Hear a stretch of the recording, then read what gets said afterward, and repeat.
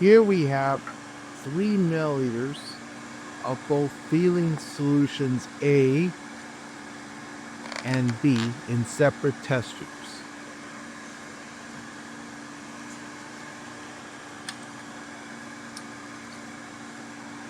Which will now be poured into a third test tube.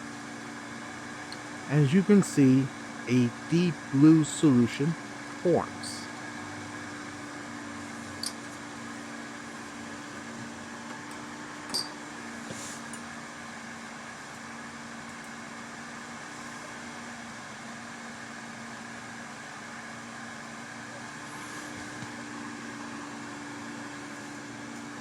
Next, we add 2 milliliters of our diluted honey solution to the mixture.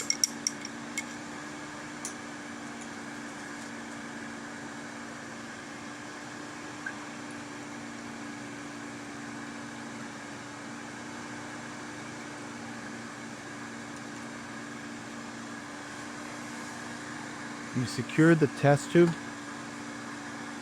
with a utility clamp and lower it into a hot water bath to heat.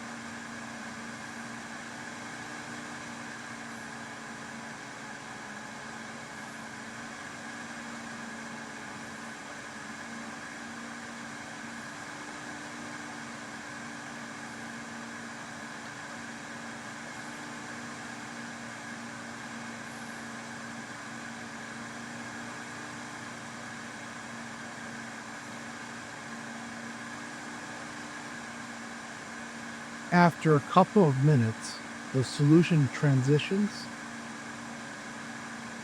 and eventually turns a distinct brick red precipitate.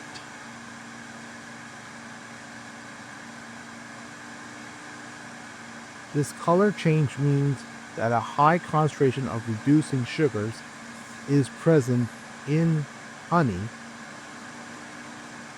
yielding a successful positive result for the Fehling's test. Thank you for watching.